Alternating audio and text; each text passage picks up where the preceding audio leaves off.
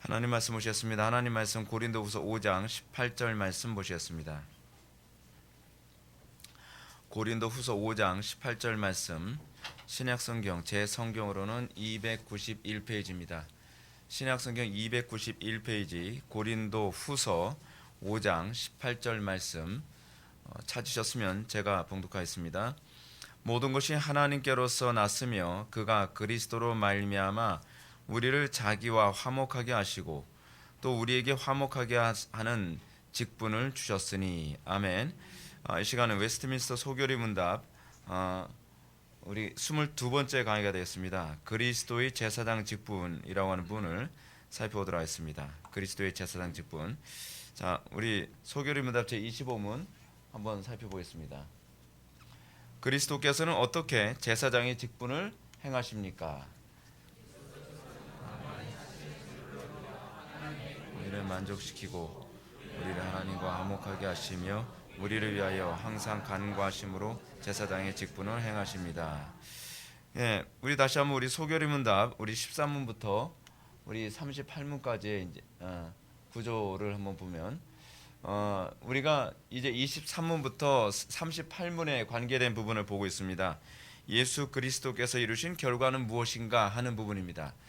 예수 그리스도께서 행하신 그 일 중에서 중요한 것이 예수 그리스도의 삼직입니다. 이 삼직은 하나님의 형상과 직결된 문제이고 처음 아담과 하와가 범죄하기 이전에 아담과 하와에게서 나타났던 아주 중요한 요소입니다.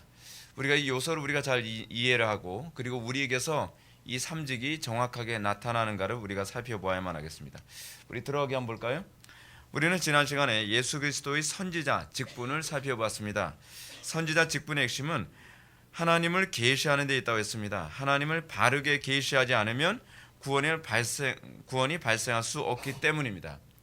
하나님을 바르게 계시한다는 이 부분이 굉장히 중요합니다. 하나님을 바르게 계시한다는 것이 비슷하게 계시하는 것하고는 다른 얘기입니다.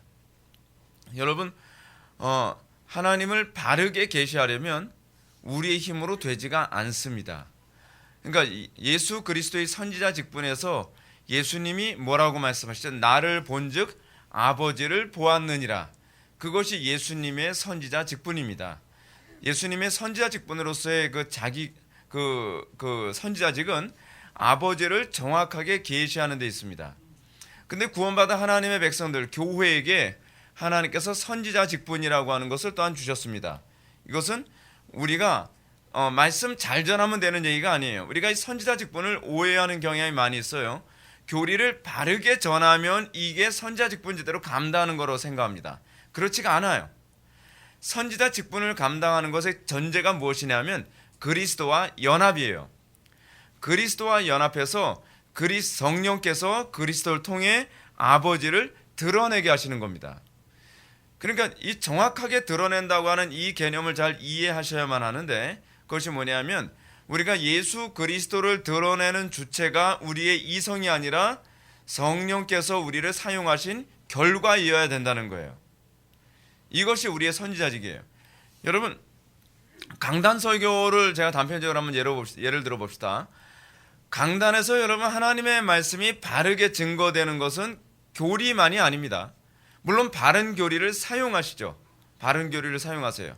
근데 바른 교리를 사용하지만 그 바른 교리를 통해서 성령께서 심령에게 조명을 하실 때라야만 구원이 일어나죠. 우리가 착각하는 것이 뭐냐면 말씀을 바로 전하면 구원이 일어날 거라고 생각하는 거예요. 근데 여기에서 뭐가 빠졌냐면 성령께서 말씀을 바르게 증거하게 하시는 주체라는 개념이 빠져 있는 거예요.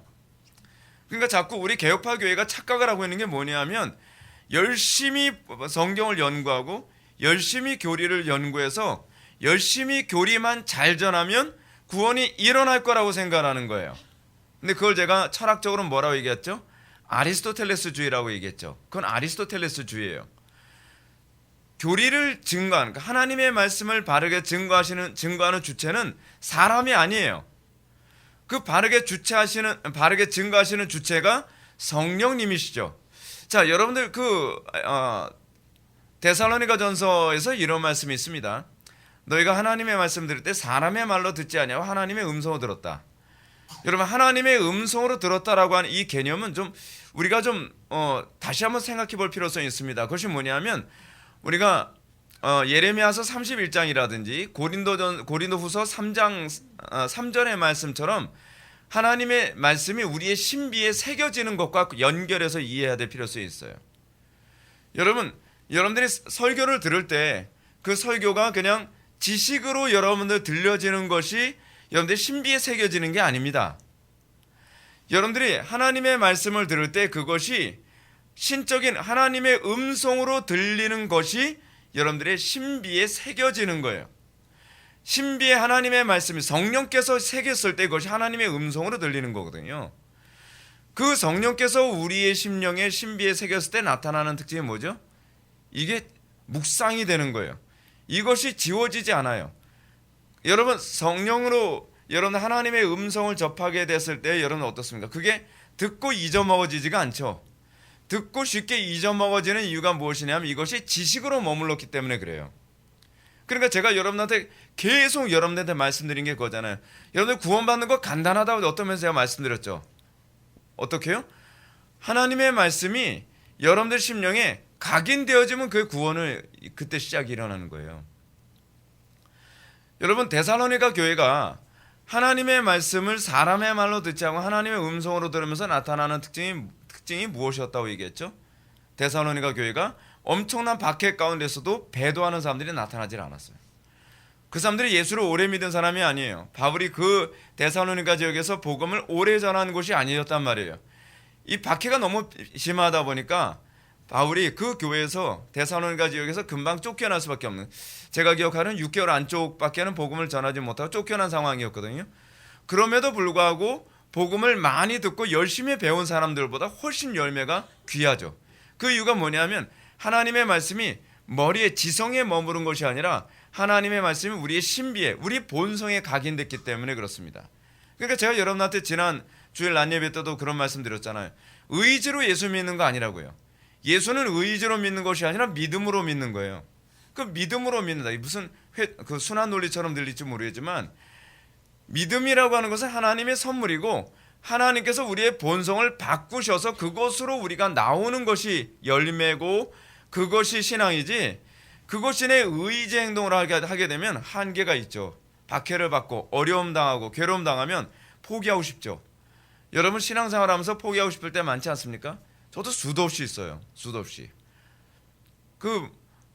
제가 목회를 한다고 했을 때 이 목회라는 것도 간혹가다 그런 생각이 들어요. 이거 사람의 힘으로 하려면 이거 끝까지 완주 못하겠다, 그런 생각 들 때가 굉장히 많이 있어요. 근데 이게 하나님께서 붙잡으셔서 가는 거다 보니까 그냥 하나님께서 이끄시는 대로 가는 거예요. 고생이 돼도 사실 안 가고 싶을 때가 많거든요. 그러니까 여러분들 신앙생활이 하나님께 붙잡힌 결과이어야 돼요. 사도 바울이 그런 표현 많이 사용하잖아요. 내가 그리스도께 붙잡힌 바 된 그것을 내가 붙잡으려 하노라. 이게 우리 신앙에 있어서의 독특성이거든요. 우리는 그리스도께 먼저 붙잡혀요.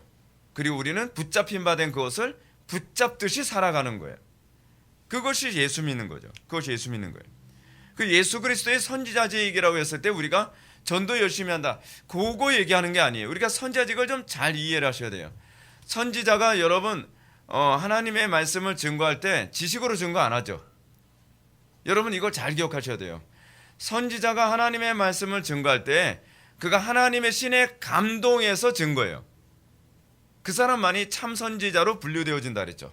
그래서 구약에서 참 선지자를 구분하는 중요한 그 구별하는 시금성이 뭐라 그랬죠? 천상 어전회의에 참여한 사람. 그래서 천상 어전회의에 참여한 선지자들의 특징이 무엇이냐면 복음을 의무적으로 전하질 않아요.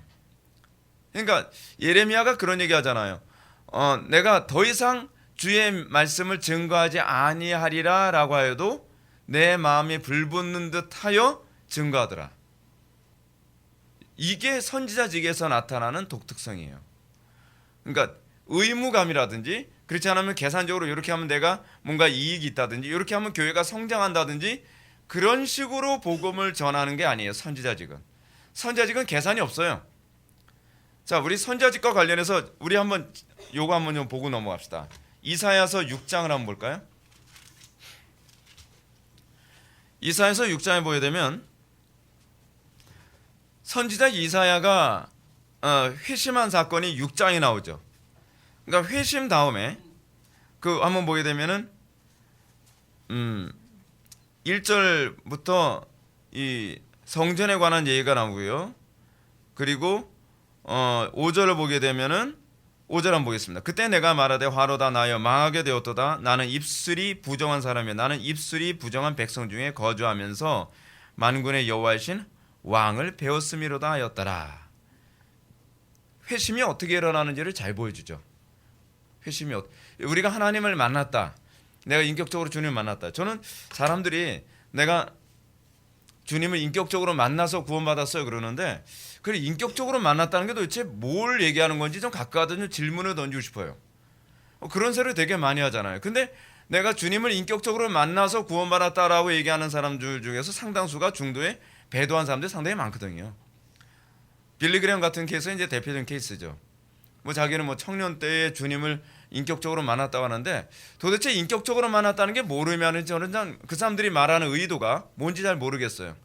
근데 여러분 성경에서 얘기하는 하나님을 인격적으로 만났다라는 개념, 그 말이 무슨 얘기냐면 말씀으로 만났다는 얘기예요.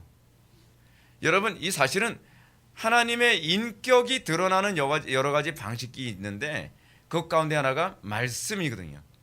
하나님께서는 말씀으로 천지를 창조하시고 하나님께서는 말씀으로 그의 백성을 만나주시고 하나님께서는 그 말씀으로 심령에 각인시키시고 변화시키시고 구원시키시는 일이 일어나거든요. 그래서 우리 개혁파 교회가 말씀 솔라 스크립투라를 그토록 많이 강조하는 이유가 바로 거기에 있는 겁니다. 이 말씀으로 그리스도를 만났다라고 하는데 인격적으로 주님을 만났다고 얘기하는데 말씀에 관심이 없다? 그럼 맨날 뭐 찬양 집회만 맨날 따라다니고 그냥 인격적으로 만났다는 건 이제 피상적으로 이해하는 경향이 있어요. 저는 이런 부분 하나하나조차도 좀 용어 정리가 좀 잘 돼 있어야 된다고 생각을 합니다. 우리가 이 말씀으로 주님을 만나고 나면 그 다음에 나타나는 현상이 뭐예요?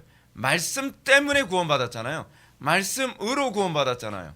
그래서 나오는 것이 생명의 말씀이 여기 있었건데 라는 말이 나오는 거예요. 여러분들이 말씀으로 은혜를 받고 말씀으로 구원을 받았다 한다면 말씀을 결코 소홀히 할 수가 없습니다.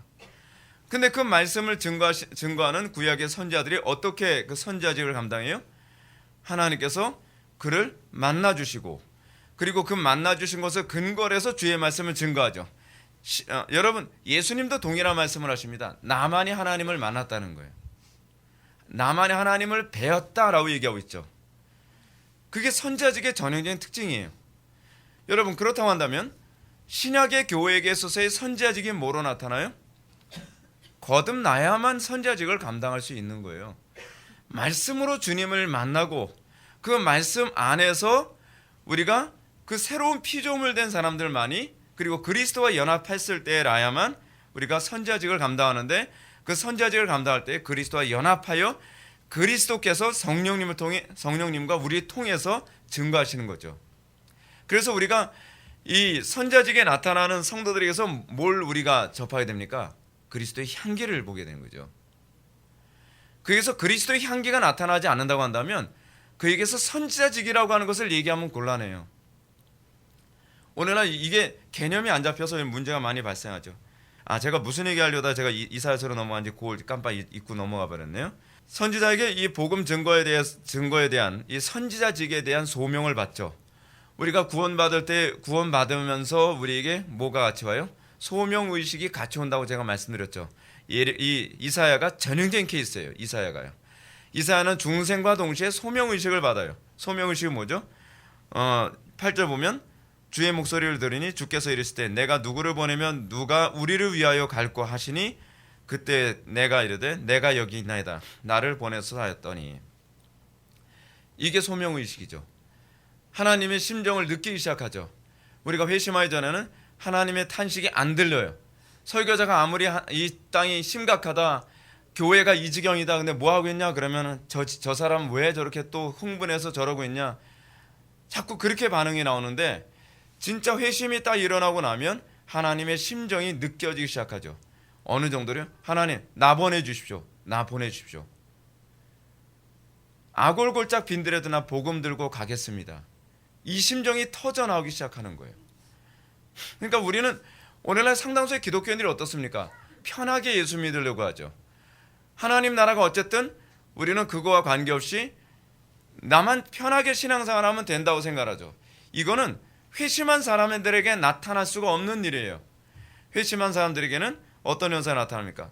하나님의 심정이 느껴지고 하나님을 위해서 내가 어떻게 살 것인가를 고민하게 되죠. 자, 근데 하나님께서 뭐라 얘기합니까? 이사야에게, 자, 그러면 너 가서 전할 거야? 가서 전하는데 너 가면 수천 명이 회심하게 될 거야? 그렇게 얘기 안 해요.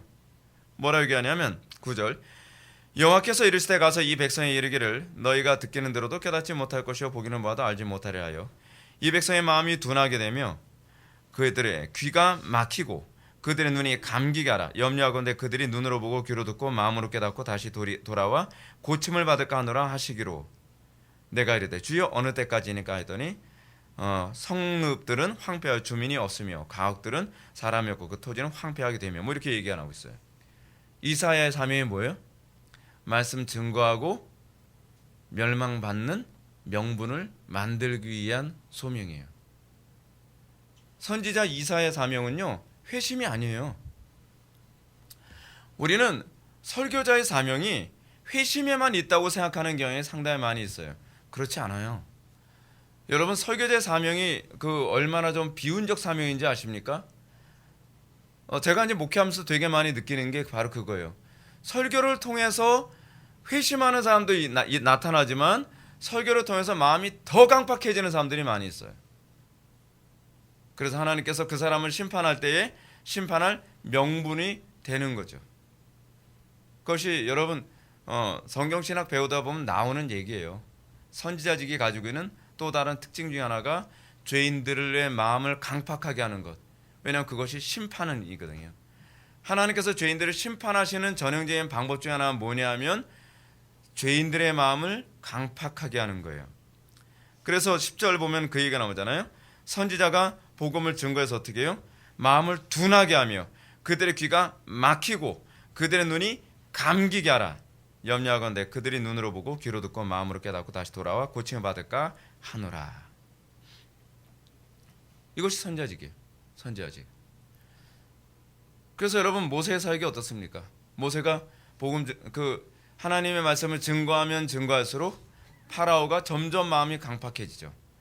왜요? 하나님께서 파라오를 심판하시기로 작정하셨기 때문에 그런 거예요. 그러니까 그럼에도 불구하고 선지자 이사야는 그 사역을 충실하게 감당하죠.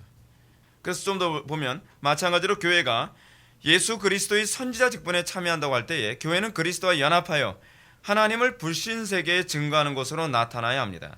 이것은 입술로만 이루어지는 것이 아니라 전인격적으로 이루어져야만 합니다. 이번 시간에는 그리스도의 제사장 직분을 살펴보면서 교회의 직분을 동시에 살펴보고자 합니다. 자, 그럼 그리스도의 삼직에 대한 이해를 한번 볼까요? 오늘은 우리가 제사장직을 살펴봅니다. 제사장직이 아주 중요한 요소는 우리에게 적용했을 때 가장 중요한 요소는 뭐냐면 거룩입니다. 근데 인간이 타락해서 추악하죠. 제사장직을 감당하는 데서 중요한 요소는 거룩이에요. 우리가 제사장직을 감당한다고 하면서 거룩에 관심이 없다고 한다면 그 사람 제사장 직분, 소명이 아직 주어지지 않은 거죠. 그러니까 여러분 구원파가 왜 잘못됐냐면 구원파 사람들은 내가 구원만 받으면 믿음으로 구원받는 거지 행위로 구원받는 거가 이 소리를 자꾸 해요. 근데 그 소리가 나오면 안 돼요. 하나님께서 우리를 구원하신 목적이 삼직을 위해서 구원하신 거거든요. 그렇다고 한다면 하나님께서 우리를 구원하심과 동시에 우리에게 나타나는 중요한 특징이 뭐죠? 첫 번째는 복음에 하나님을 아는 지식이 나오게 돼 있죠. 그게 선지자직의 특징이죠. 두 번째가 뭐예요? 두 번째가 그들에게 거룩이 나타나야 돼요. 거룩하지 않으면 제사장직을 감당할 수가 없어요. 그 다음에 왕직은 우리가 다음 시간에 우리가 살펴보겠지만, 그래서 여러분들이 내가 회심한 사람인가 아닌가, 내가 하나님을 만난 사람인가 아닌가를 아는 중요한 그 특징이 뭐예요? 거룩이죠. 근데 거룩이 뭐예요? 성경책 들고 옆에 끼고 천천히 걷는 게 거룩이 아니죠. 거룩이란 단어가 사람에게 사용됐을 때 어떤 의미로 쓰인다 그랬죠? 헌신되는 거. 하나님께 헌신되는 삶. 하나님께 헌신되는 삶이 뭐로 나타나요? 율법으로 나타나죠. 율법. 우리가 종교 생활로 생각하면 안 돼요. 여러분, 실제로 우리가 구약에서 제사장들이 어느 정도로 하나님께 헌신됐다 그랬죠? 성전 제사를 드리는 가운데에 외부로부터 침입이 오게 되면 다른 사람들은 다 도망가도 제사장들은 성전을 지켜야 되기 때문에 거기를 자기 무덤으로 삼아야 됐어요. 그것이 바로 거룩이에요. 우리가 예수를 믿고 나면 우리에게 나타나는 것이 뭐예요? 우리가 성전 봉사자의 삶에 헌신되게 돼 있어요. 성전 봉사자의 삶이 신학적 개념으로 뭐예요? 하나님 나라죠. 하나님의 나라를 위해서 우리가 헌신과 충성을 다하게 돼 있죠. 저는 한국교회 교인들의 회심률을 아주 소수로 봐요. 왜냐하면 한국교회 교인들이 하나님을 아는 지식이 별로 없고요. 그리고 그것에 대해서 관심이 없어요. 교리하게 되면 no, 관심이 없어요. 하나님을 아는 것에 왜 이렇게 관심이 없을까요? 그건 그 사람들이 선자직이 아직 회복이 안 됐기 때문에 그래요. 하나님을 아는 데는 관심이 없는데 또 전도는 또 엄청나게 많아요. 한국교회 교인들 그러잖아요. 하나님을 아는 데는 되게 관심이 없는데 전도는 엄청 많이 해요. 그 얘기는 뭐예요? 그 선지자직이 아니라는 거예요. 선지자직을 전도라고만 자꾸 생각을 하는데 그거 아니거든요. 하나님을 바르게 드러내는 거예요. 그리고 또 하나는 뭐예요?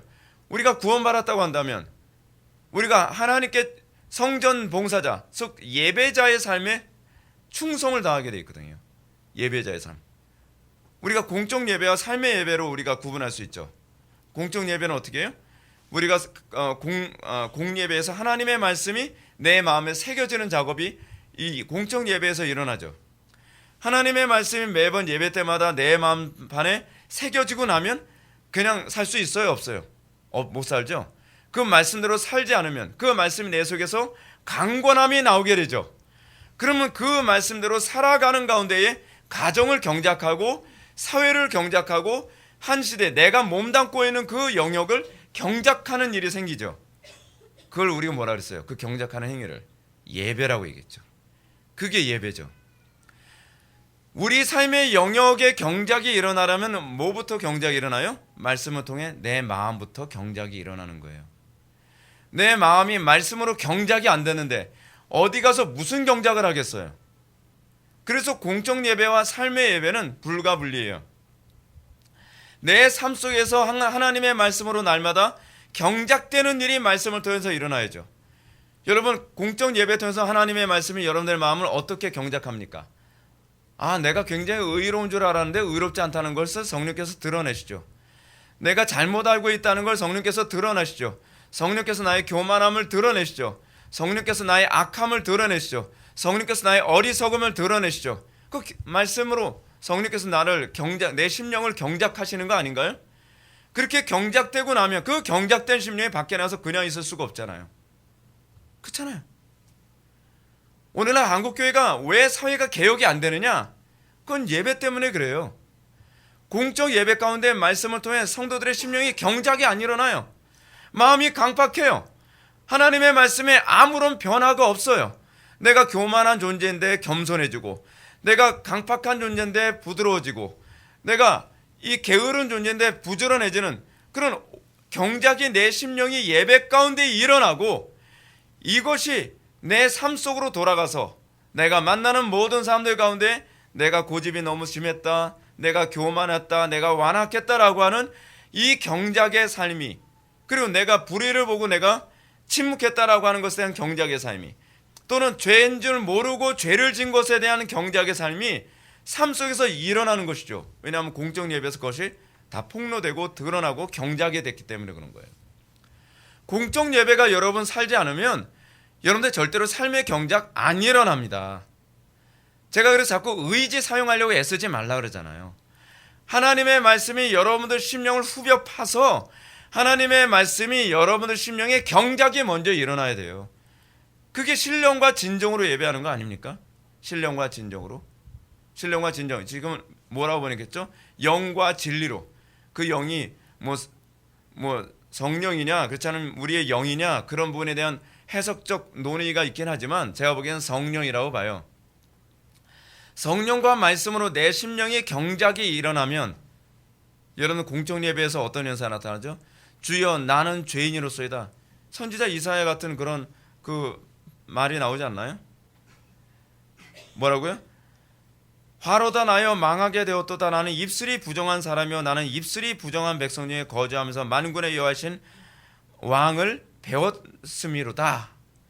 이게 공적 예배에서 계속 나타나는 일이란 말이에요. 이 일이 일어나야 여러분들 삶 속에서 하나님을 배운 그 증거가 나타나는 거죠. 하나님을 만난 증거가 나타나는 거죠. 그래서 청교도들이 주일을 뭐라고 얘기했어요? 영혼의 장날이라고 생각했죠. 주일날 하나님을 만나고 주일날 내가 경작된 만큼만 내가 일상의 삶을 살아갈 수 있다는 걸 알았기 때문에 그래요. 하나님의 말씀이 제발 머리에 머무르지 않았으면 좋겠습니다. 하나님의 말씀이 여러분들 심령을 후벼 파서 여러분들 심령에 이 경작하는 작업이 공적 예배에서 매번 일어나야 돼요. 그랬을 때 그게 바로 말씀과 연합됐다고 얘기하는 거예요. 그리고 그 말씀의 힘으로 세상을 향해 살아가게 되는 것이죠.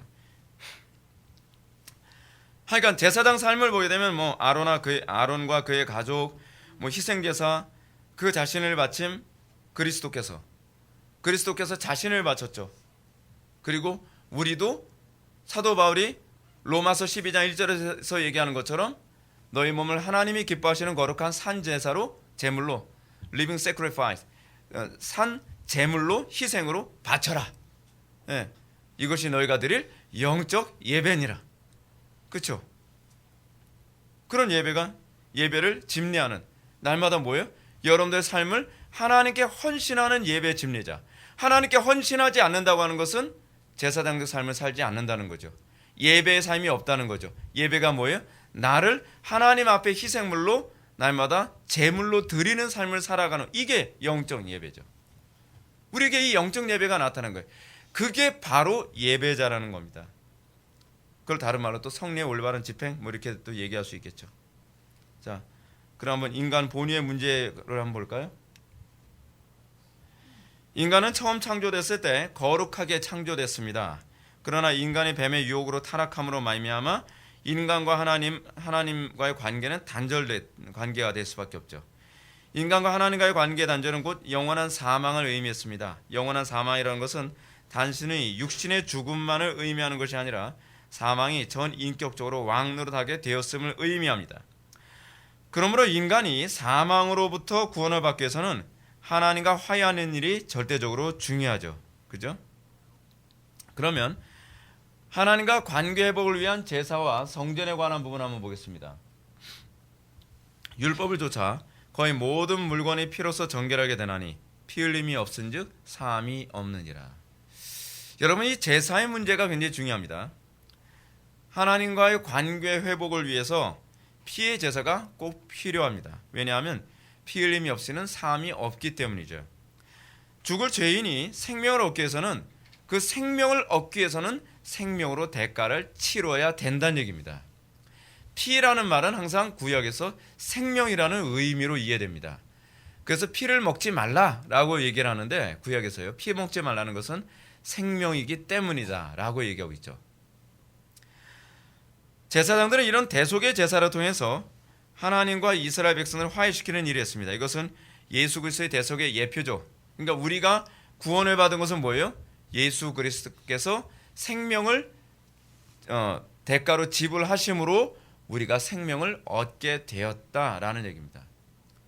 기독교 신앙이 여러분 얼마나 좀 진지한지 여러분 좀 느끼겠죠.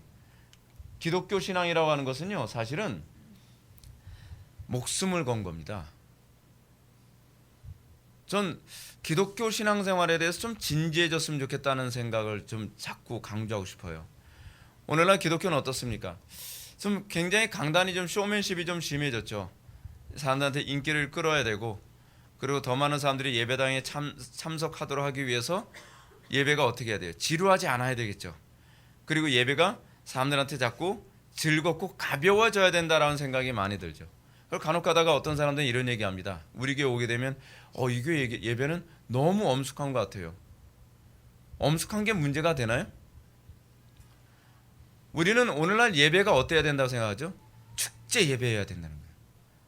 막 이쁜 자매들 앞에서 막 드레스 입고 춤을 춰야 되고, 막 드럼도 두들겨야 되고, 막 뭐요? 화려한 어떤 음악, 그리고 조명, 그리고 뒤에는 아주 멋있는 어떤 디스플레이, 그런 걸 통해서 예배가 일종의, 오늘날 사람들이 예배당에 오는 이유가 뭡니까? 그 일종의 문화 활동이죠.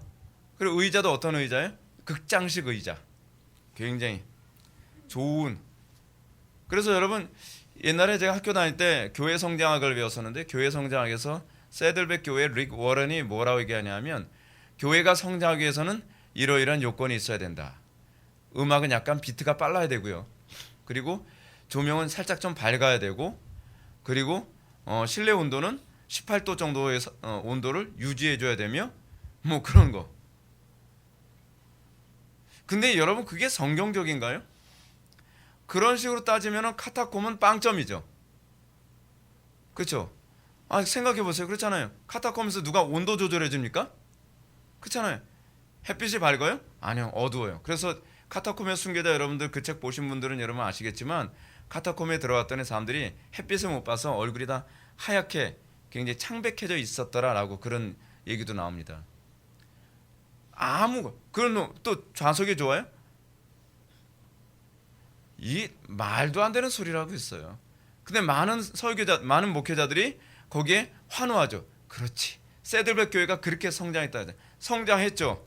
성장했는데 그것이 그리스도를 만나러 온 것이냐가 중요한 거 아닙니까? 우리는 왜 눈에 보이는 성장에 그토록 환호하는 거죠?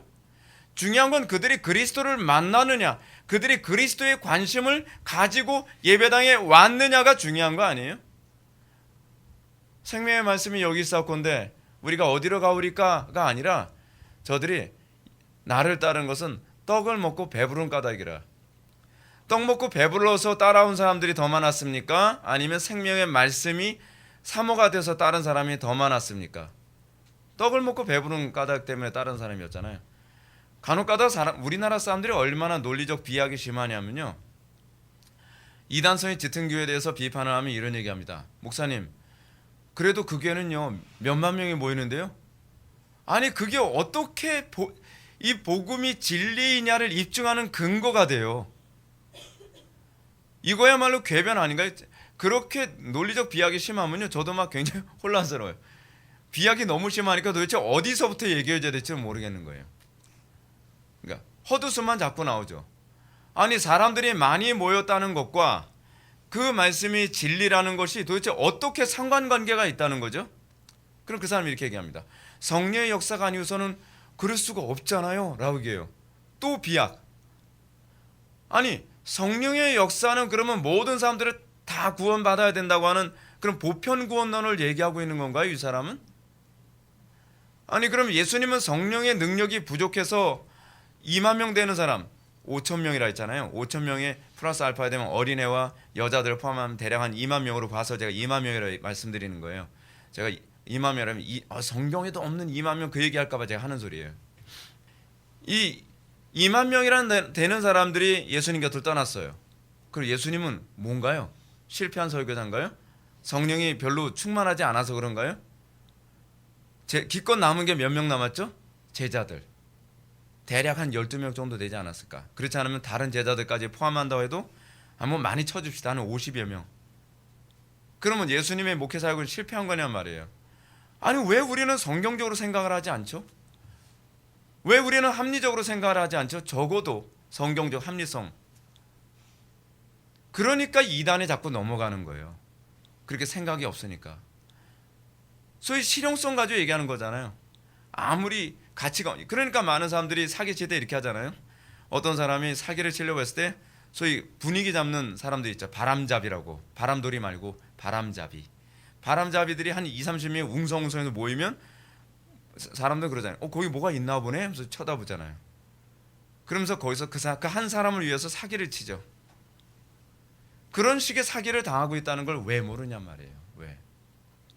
답답해요. 그러니까 욕심에 미혹돼서 넘어지는 거예요. 자, 우리가 그러면 제사와 성전에 관한 부분은 뭘까요? 제사의 장소였던 성전은 하나님과 이스라엘이 만나는 유일한 장소였습니다. 이런 사실은 야곱이 천사가 사닥다리를 타고 오르내리던 장소를 목격한 그 장소에 성전을 건축한 사실에 잘 나타나죠. 여러분들 이게 그리고 예수님은 나다나엘에게 이 일의 실체가 자신이라고 가르칩니다. 어디 나오는 얘기죠? 요한복음 1장에 나오죠. 요한복음 1장 51절 말씀. 나다나엘에게 그 말씀하시죠. 네가 한번 봅시다. 요한복음 1장 51절 말씀.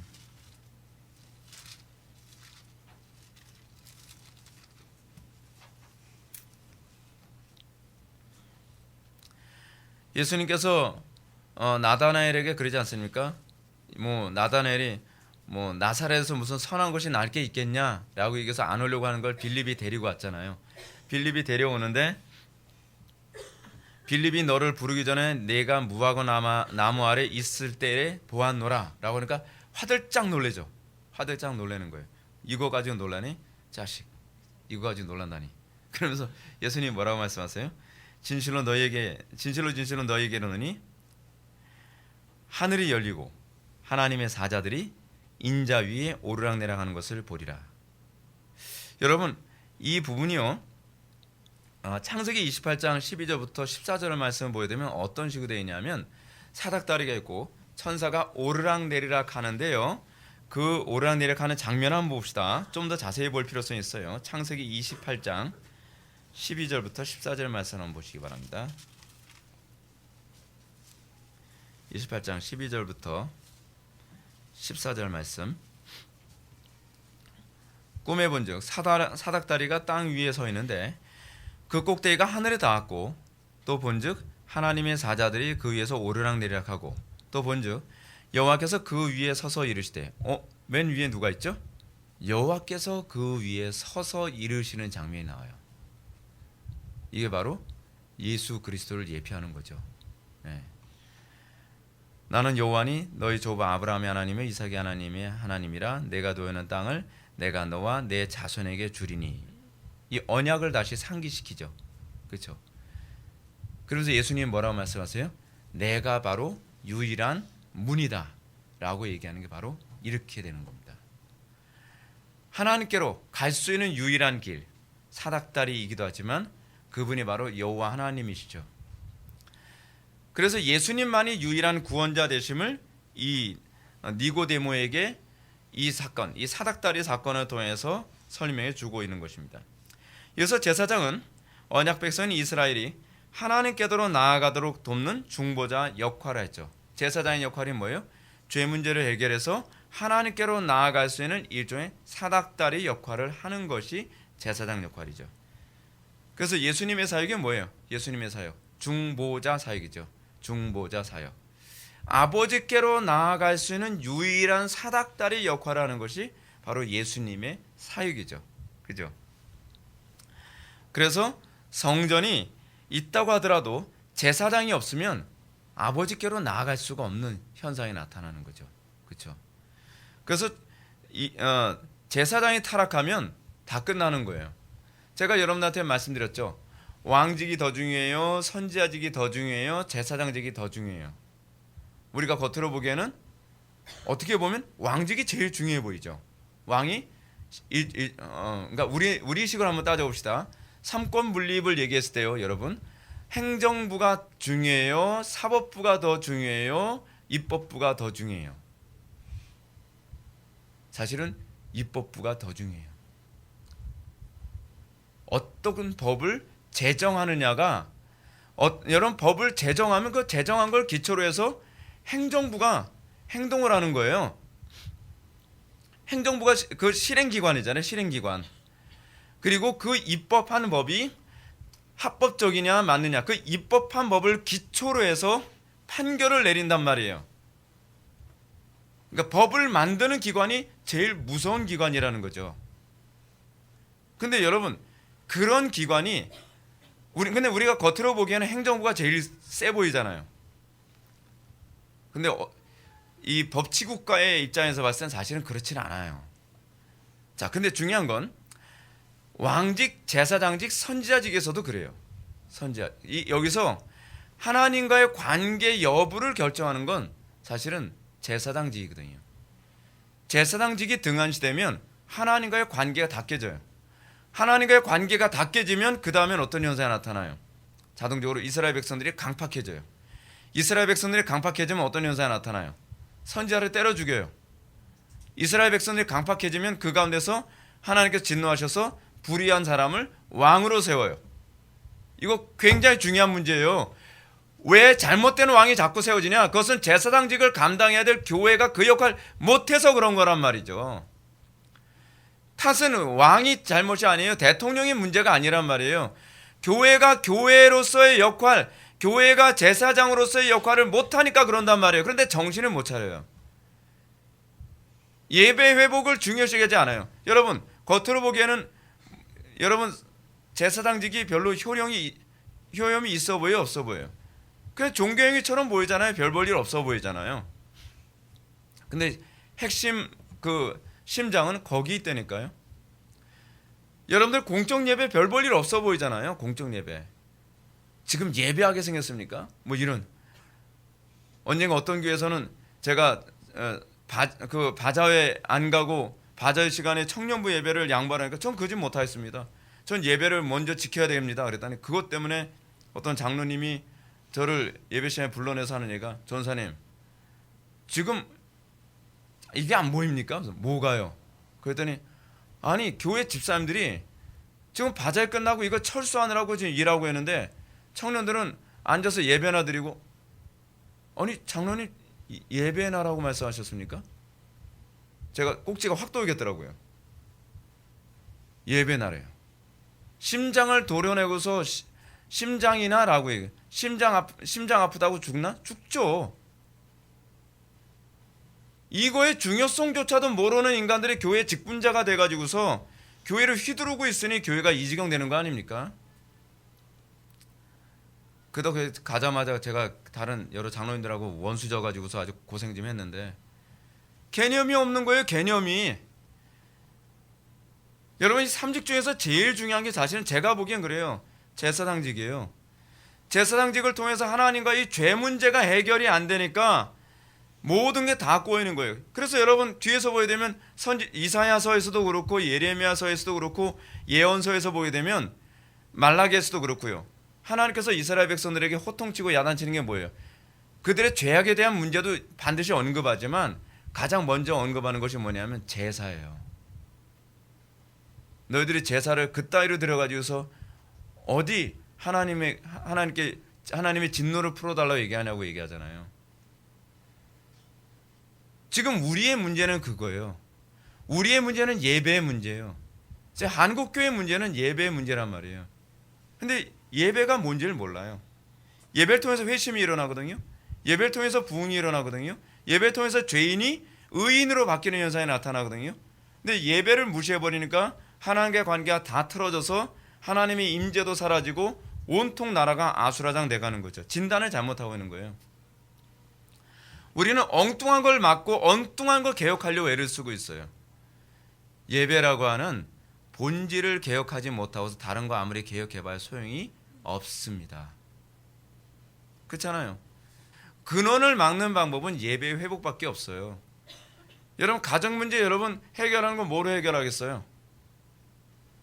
뭐 자녀 교육에 대해서 열심히 공부해야죠. 자녀 교육 열심히 하고 부부관계에 대해서 열심히 여러분 공부해서 열심히 부부관계에 대해서 연구하고 인간관계, 경제 문제, 그러면 여러분들 이 문제가 해결될 거라고 생각합니까? 제발 좀 제 말 좀 들으세요. 해결하는 유일한 방법은요, 하나님 앞에 바른 예배하는 거예요. 예배가 갱신되지 않으면 여러분들의 삶은 회복이 안 돼요. 우리나라도 회복이 안 돼요.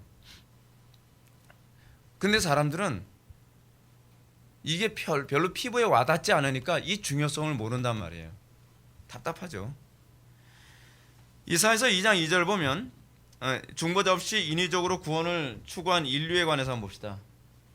이사야서 2장 2절에 보면 말일 in the last days 말일에 여호와의 전에 산이 모든 산꼭대기에 굳게 설 것이요 모든 작은 산 위에 뛰어나리니 만방이 그리로 모여들 것이라 라고 예언했습니다. 말세의 여호와의 전, 즉 산, 다시 얘기해서 예루살렘은 온 세상을 다스리는 지점이 될 거예요. 인류는 시온산을 통해서만 복을 받게 되고 형통케 될 것입니다. 그러나 인간은 중보자 없이 스스로 하나님께 나아가려는 노력을 그치지 않을 것이죠. 그게 바로 종교예요. 기독교와 다른 종교의 차이가 뭔가? 기독교는 종교가 아니에요. 진리지. 종교의 시작은 바로 하나님 없이 하늘에 닿게 하려고 했던 바벨탑 사건의 출발이에요. 자기 힘으로 구원받으려고요. 자, 다시 한번 얘기해 볼게요. 예배 회복 없이 세상을 회복하려고 하는 것 바벨탑이에요. 예배 회복 없이 가정 회복하겠다? 불신자하고 무슨 차이가 있어요? 그렇잖아요. 제가 그래서 예배 개척 초반기부터 예배 하도 예배하는 바람에 교인 많이 잃어버렸죠. 저 인간은 예배밖에 모르나 봐. 사실 전 예배밖에 몰라요. 왜냐하면 그 예배에서 모든 것이 본물이 터져 나온다는 걸 저는 알아요. 저는 보았거든요. 근데 사람들은 예배라고 하는 본질을 무시해버리고 예배는 등한시하면서 어떻게 해요? 교회 프로그램. 예배는 등한시하면서 어떻게 해요? 가정 사역. 웃기지 않습니까? 여러분 교회에 보면요, 별하별 사역 다 있어요. 뭐 아버지 사역, 뭐 어머니 사역, 가정 사역, 뭐 무슨 내적 치유 사역, 뭐 무슨 사역, 뭐 찬양 사역, 무슨 사역들 굉장히 많은데 그 사역에서 가장 등한시 여기는 게 예배예요. 물론 예배라고 해봐야 다 예배도 사람들 구미에 맞춘 그 예배를 사람들을 위해서 디자인한 예배죠. 하나님과 관계회복이나 각성이나 회개는 전혀 존재하지 않아요.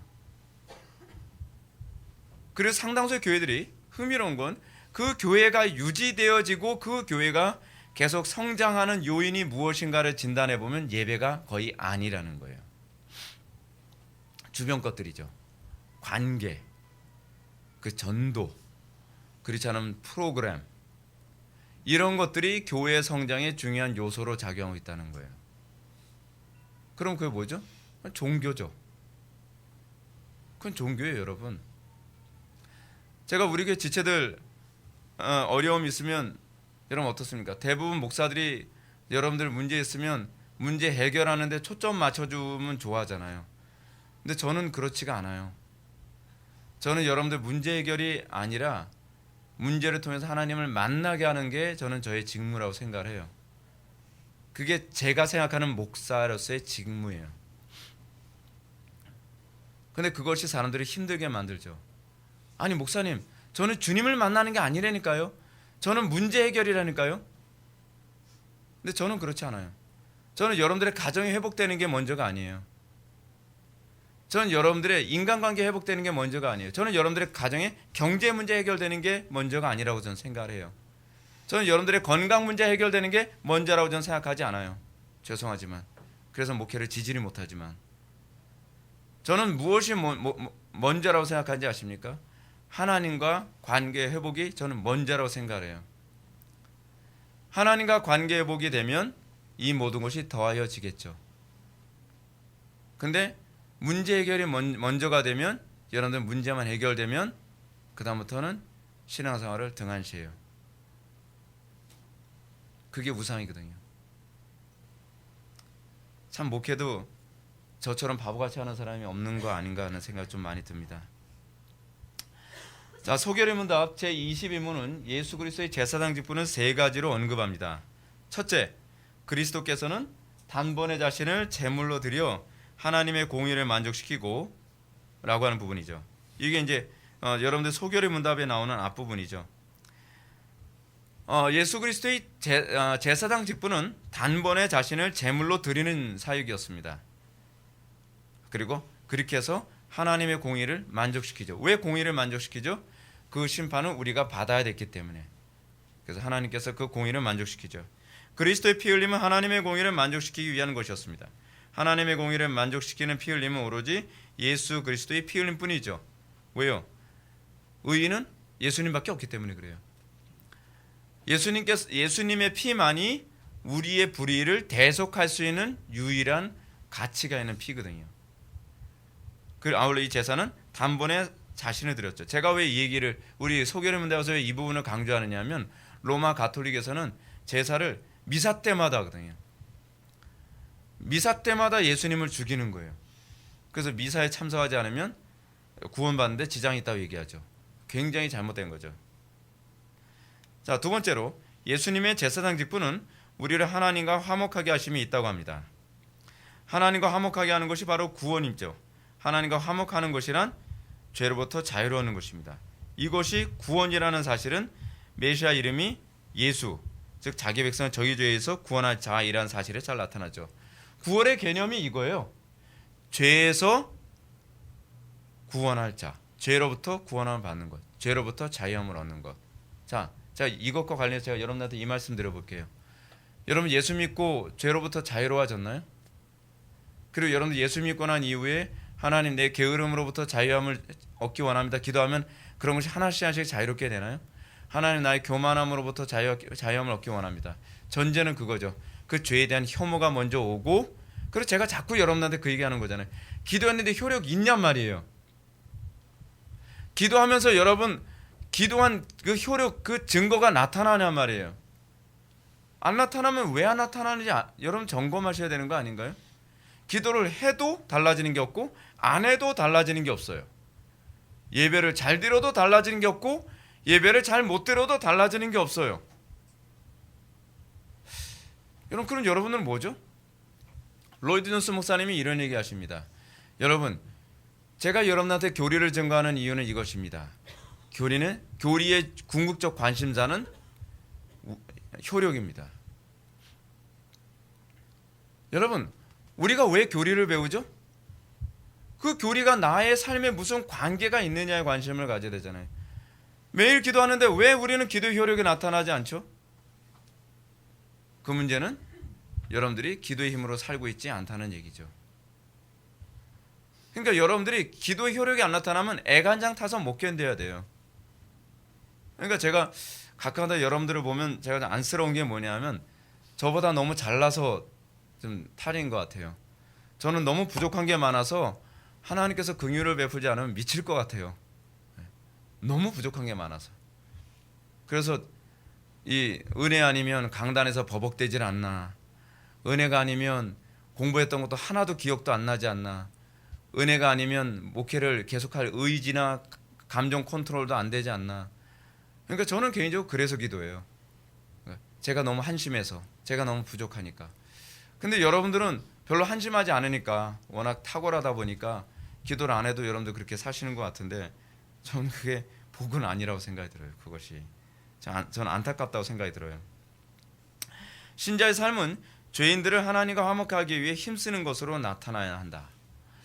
여러분들이 구원받은 하나님 백성들, 여러분들 구원이라고 하는 부분이 천국 가는 게 아니라 구원이라고 하는 것이 죄로부터의 자유, 하나님과의 관계 회복, 또는 하나님과 화목하는 것이라는 것을 여러분들이 알게 된다면, 그놈의 죄 때문에 하나님과의 화목이 안 되기 때문에 여러분들은 또 안타깝고 또 괴로워서 또 그리스도께 매달리게 되고, 또 그래서 여러분들이 이 죄 문제 해결되면 주님과 더 가까워지고 화목되는 것으로 그 기쁨으로 살아가야 되죠. 그리고 그것이 바로 다른 죄인들로 하여금 하나님과 화목하게 만드는 중요한 요소로 작용하죠. 왜요?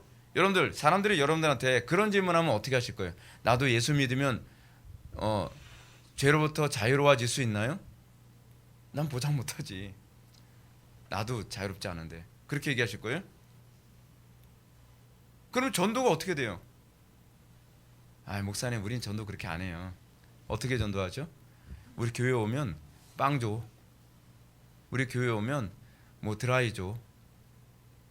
그걸 전도라고 합니까? 그러면 교회를 와서 뭐 하는 거예요? 여전히 우상 숭배자로 살라는 거 아니에요? 한국 초대교회 때는 전도가 어떻게 됐죠? 그들이 죄로부터 자유로워지는 것을 보면서 나도 예수 믿으면 저렇게 죄로부터 자유로워질 수 있는가? 나도 예수 믿으면 저렇게 변할 수 있는가? 그것 때문에 사람들이 예수 믿은 거 아닌가요? 근데 우리는 구원의 개념 자체가 굉장히 잘못돼서 그 예수 믿음과 나의 삶 속에서 그리스도가 드러나는 것이 아무 관계가 없어요. 이거 정말 되게 심각한 문제예요. 저는 이게 한국교회의 아주 심각한 문제라고 생각합니다. 구원이라는 것이 무엇인지 개념부터가 제대로 서 있지 않죠. 세 번째로, 소개를 보면 예수님의 제사장 직분은 우리를 위해 항상 간구하심이 있어요. 우리를 위하여 항상 간구하심. 여러분, 제사장 직분의 중요한 요소는 뭐냐면 기도입니다. 중생했다고 하면서 구원을 받았다고 하면서 기도에 헌신되지 않는다 하면요, 이건 정말 문제가 많은 거예요. 저는 개인적으로 우리 개혁파 교회가 기도를 죽어라고 안 하는 것에 관해서 너무 좀 심각하다고 생각합니다. 예수님이 복음만 증거하시고 가르치시기만 하셨나요? 우리는 자꾸 이런 얘기합니다. 우리 개혁파 교회에서는 말씀이 중요해요. 교리가 중요해요. 맞아요. 말씀이 중요하죠. 교리 중요하지 않다는 거 아닙니다. 근데 그럼 예수님은 말씀만 증거하셨나요? 예수님은 밤이 맞도록 기도하셨잖아요. 예수님의 공생의 기간 보십시오. 쉬지 않고 기도하셨습니다. 밤이 맞도록 기도하시고 새벽에 일어나서도 기도하시고 중요한 결정을 위해서는 철야하면서 또 기도하시기도 하시고 또는 땀방울이 핏방울이 되도록 기도하시기도 하셨어요. 그게 예수님이 우리들에게 보여준 거 아닙니까? 개혁파가 뭐예요? 이거 개혁하는 게 개혁파 아닙니까? 기도 안 하는 인간들 기도하게 만드는 것이 그게 개혁 아닌가요? 근데 기도 안 하는 게 무슨 개혁파 같아요? 무슨 개혁파가 폼이 나고 뭔가 이렇게 세련되게 지성적으로 얘기를 하고 맨날 지적인 거 얘기하면 그게 개혁파라고 생각해요. 그렇게 생각하면 곤란해요. 이건 개혁파를 잘 모르고 있어요. 우리 신화의 선배들 그러지 않았거든요. 예수님은 제자들에게 주기도문을 가르치셨는데 그 주기도문의 궁극적 목적은 그의 나라와 의의를 구하는 삶으로 요약되는 거죠. 이는 자기를 위해 살지 않고 하나님의 뜻을 위해서만 사는 제사장적 삶을 얘기하는 겁니다. 근데 문제는 뭐냐면 자기를 위해 살지 않고 하나님의 뜻을 위해서 사는 제사장적 삶이 우리 힘으로 되냔 말이에요. 안 되죠. 우린 타락한 본성을 여전히 가지고 있으니까. 그러니까 어떻게 해요? 기도해야죠. 그래서 사도 바울이 뭐라고 얘기합니까? 쉬지 말고 기도하라라고 얘기하고 있잖아요. 우리가 개혁파 교회가 가감하지 않고 신앙생활을 한다고 한다면 은혜의 중요한 그 방편 중에 하나는 이 기도를 약화시켜서는 안 돼요. 이건 분명한 사실입니다. 지금 개혁파 교회가 한국 교회에서 별로 좋은 소리를 자꾸 못 듣고 있고 중국에서도 개혁파 교회가 되면 위선자로 자꾸 이렇게 지적받고 있는 문제는 그 기도를 등한시하기 때문에 그래요. 왜 기도를 등한시할까요? 제가 알거든요. 기도가 제일 하기 싫거든요. 기도가 제일 폼도 안 나고요. 그렇잖아요. 좀 지식을 쫙 얘기하게 되면 뭔가 폼도 나고 세련되고 그리고 공부하는 것도 재미도 있거든요. 근데 기도는 폼도 안 나요. 기도는 피곤해요. 뭐 10분, 20분 기도하는 것도 아니고 1시간, 2시간, 3시간을 기도하는 게 얼마나 고달프고 중노동인지 몰라요. 기도 안 하면요. 여러분 학원입니다. 교회는. 도대체 어떤 종교에 기도라는 요소가 없는 종교가 어디 있어요? 기도라는 요소를 등한시하는 종교가 어디 있냔 말이에요. 이건 되게 심각한 문제예요. 지금 한국 교회가. 특히 개혁파 교회가요. 새 예루살렘으로서의 교회를 한번 볼까요? 교회는 타락한 세상으로 하여금 화해를 선언하는 제사장의 역할을 감당해야 합니다. 이를 위해 교회는 번제가 되어야 하고 화목제사가 되어야 되죠. 그 예수님의 제사장 사역을 딱 둘로 얘기하자면 번제와 화목제사입니다. 사명을 위해 주어진 것이 바로 예배죠. 예배는 교회의 제사장 직분을 요구합니다. 구약에서도 제사의 타락은 곧 이스라엘 타락과 멸망을 의미했죠. 제가 아까 했던 얘기이기 때문에 이 부분은 쉽게 그냥 가볍게 넘어갑시다. 신약의 교회는 예배를 통해서 번제와 화목제의 삶을 살게 되죠. 그리고 기도하게 됩니다. 이를 통해서 세상은 낙원으로 경작되는 거죠. 하나님의 나라로 경작되는 겁니다. 우리가 예배를 통해서 번제와 화목제로 우리가 날마다 그 헌신된 삶을 살아가지 않는다고 한다면 우리는 아직 예배자가 아닙니다. 예배자가 된다는 것은 번제가 뭐죠? 내 모든 것을 다 태워 하나님께 올린다는 거죠. 그래서 히브리어로 올라 모든 걸 다 태웠다라고 하는 의미 아닌가요? 그리고 화목제는 뭐죠? 하나님과 화목된 삶을 살기 위해서 날마다 자기를 희생하는 삶을 살아가는 것. 그래서 우리가 하나님 사랑, 이웃 사랑 위해서 날마다 희생하는 삶 안 살고 요령 피워가면서 신앙생활하는 건 그건 가짜입니다. 우리가 헌신된 삶, 날마다 자기를 부인하는 삶, 더 이상 자기를 위해 살지 않고 하나님의 영광 위해서만 사는 삶, 이것으로 여러분들이 날마다 변화된 삶을 살지 않는다고 한다면 여러분들은 아직 그 은혜가 뭔지를 잘 모르는 게 아닌가 하는 생각이 듭니다. 자, 이제 결론 들어갑시다. 나가기. 우리는 오늘 예수 그리스도의 제사장 직분을 살펴보았습니다. 제사장 직분은 번제와 화목제로 사시는 것이었으며 이 직분은 우리를 위해 항상 간구하심으로 나타납니다. 신약의 교회는 예수 그리스도의 이 제사장 직분에 연합하여 날마다 자기를 온전히 헌신하고 세상을 하나님께로 인도하는 화목제의 삶을 살도록 요구됩니다. 그리고 무엇보다 제사장 직분은 성령 안에서 쉬지 않는 기도가 있을 때 비로소 가능하게 됩니다. 여러분, 예수님의 제사장 직분을 여러분 묵상하면서 우리가 과연 이런 그 제사장적 삶을 살고 있는가 좀 점검을 해볼 필요성이 있습니다. 신앙생활 좀 진지해졌으면 좋겠고요.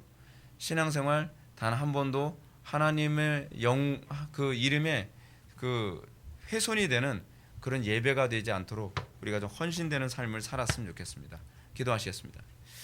사랑이 많으신 하나님, 우리가 오늘 이 시간 신자의 제사장적 삶이 무엇인지 그리스도의 제사장적 직분을 통해서 다시 한번 뒤돌아보게 되었습니다.